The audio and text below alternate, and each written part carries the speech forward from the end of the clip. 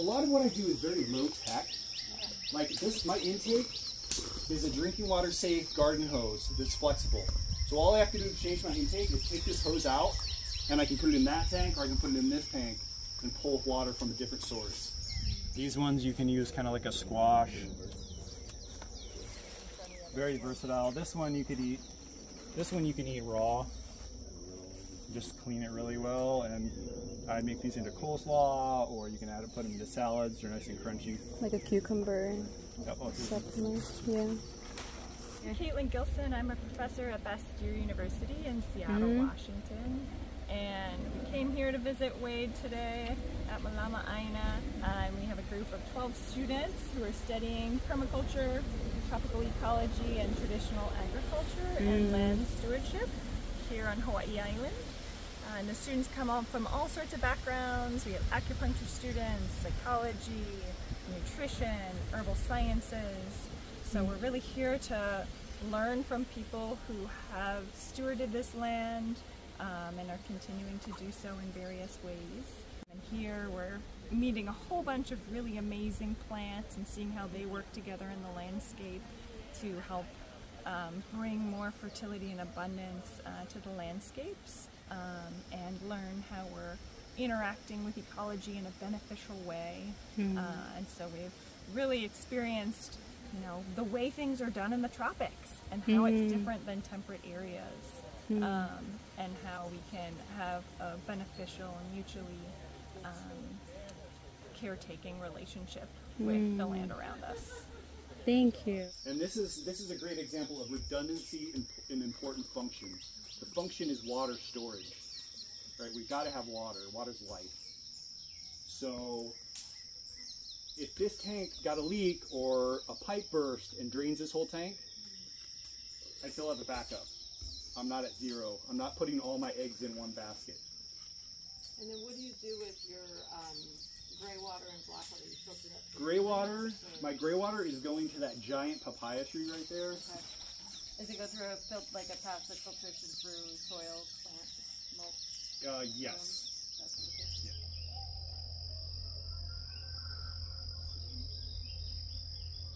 Yeah. How exactly did you build the soil? How did I build the soil? Yeah. So mostly what build the soil is pioneer plants, weed trees. Oh yeah. And most of which, a lot of which have been cut down, but there are some, like see that one little spindly tree up there? That's a cecropia.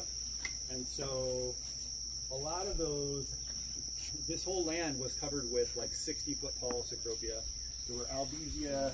This mango actually had top. This mango is half as tall as it used to be. And then there were 100-foot tall albizia that towered over these mangoes even when it was big. Whoa. And so I had those chainsawed down, and then I had a bulldozer come in and push and knock these trees down, and they basically concentrated it along the edges. Because I knew that's where I wanted to plant my fruit trees, was along the edges, and I wanted to have a living space in the middle. Right, so we took all that fertility and pushed it there. And then after that, I planted a bunch of bananas and other things, but also weed trees started coming back. So when those weed trees come back, now I'm on a pollarding system with those, or coppicing system with those weed trees where I let them grow. When they get that size, I cut them off and I use them for mulch. So we're cycling the nutrients through the system. Because in the tropics, things break down super, super fast. Right, so there's this really high turnaround, really fast turnaround. So we're constantly cutting things back, mulching it, cutting it back, mulching it to itself, mulching it to other things. So we'll cut those weed trees, you know, and then put them around like our fruit trees that we're getting going. Can take a lot of shade. I generally like growing things that are low maintenance. And then I've got a lot of what people consider weeds. This is Honohona and Wedelia. These are the two of the most aggressive ground covers here that most people consider weeds. I consider these ground covers. And they're beneficial because they protect the soil. You know, the sunlight should never be hitting the soil, ideally. Exactly. Yeah, so I like what I call edible landscape. This is a native plant that's medicinal and used to make tea. And then we've got, this is yerba mate. This is coffee. We've got taro.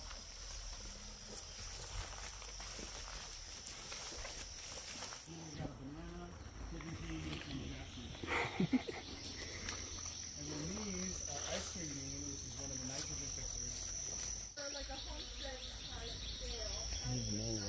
And I still have a malokia right there, and there's another malokia, there's a cecropia, and then I have a white guava, and that's a math nut. There's another peach palm, there's another breadfruit on the other side of there, more papaya, more banana, lots of bananas. You see a nice big rack of bananas hanging down over here.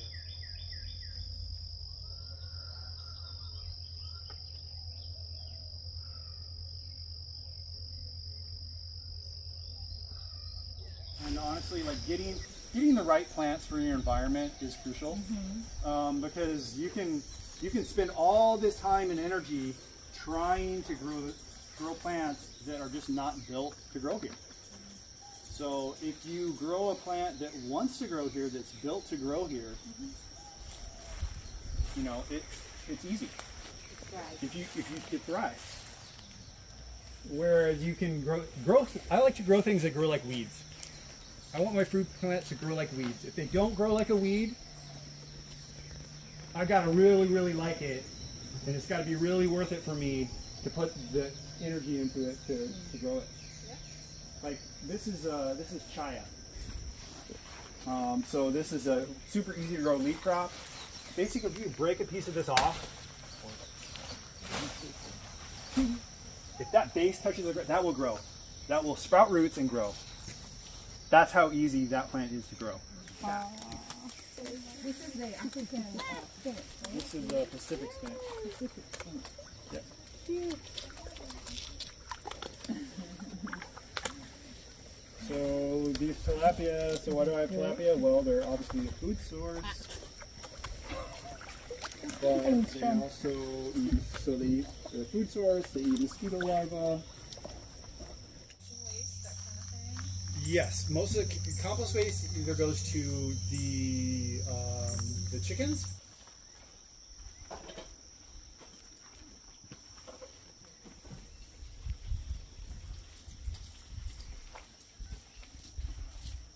you attract mosquitoes in your water catchment? And pigeon and vegetables that we're using on a daily basis.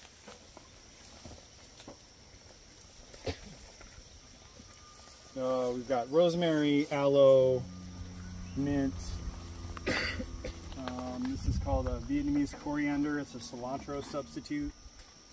This is creeping thyme, green onions, more of the Jamaican amaranth, bees,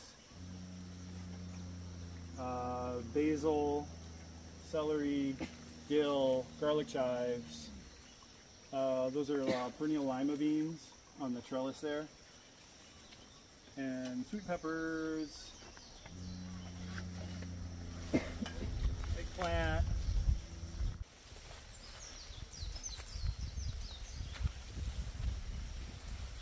Turnips. We do a little bit of annuals. These are some of the annuals we do, like turnips and daikon.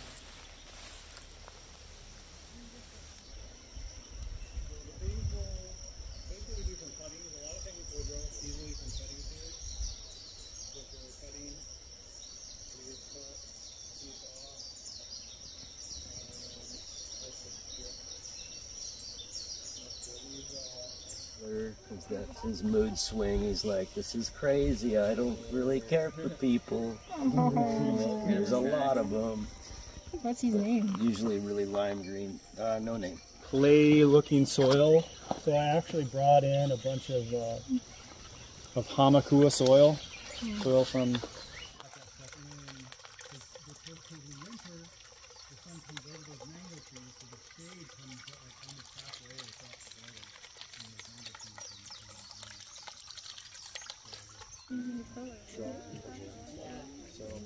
getting, and these will grow, you know, these will live for like 4 or 5 years. There's another one here. Look how loaded this one is. There's pigeon pea. These can be super productive. And I like to eat them when they're like this stage, when they're yellow. I'll just boil these and then dip them in shoyu, soy sauce, and just eat them right out of the pod. These are solar hot water panels that aren't hooked up yet. We're in the process of hooking those up to feed this shower right here. The shower is used by all the woofers, all the work exchangers that come to stay here and work on the farm.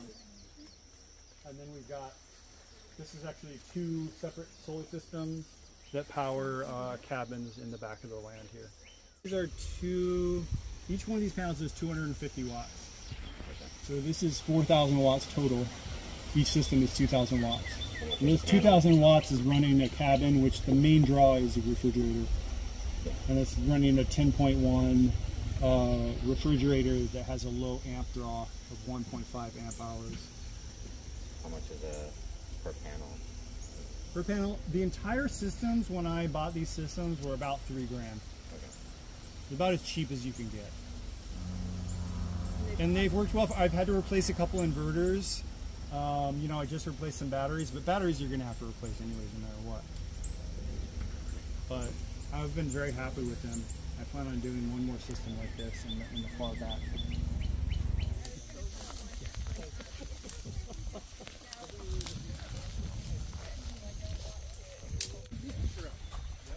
Might be it on the big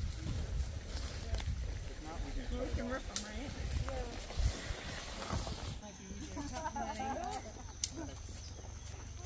You can even just throw that out of there. Yeah, it's in the middle. You think? Because you have all the space.